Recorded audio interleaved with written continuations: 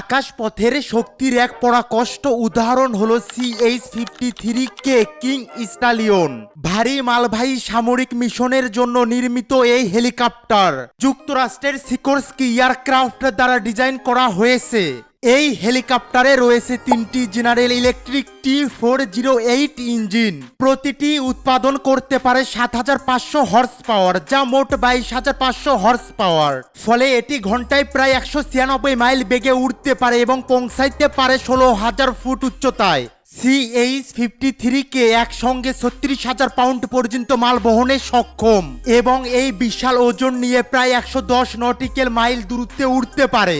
এই প্রযুক্তির দানবটির মূল্য প্রায় 138 মিলিয়ন মার্কিন ডলার, যা একে পৃথিবীর সবচেয়ে দামি হেলিকপ্টারের আসনে বসিয়েছে।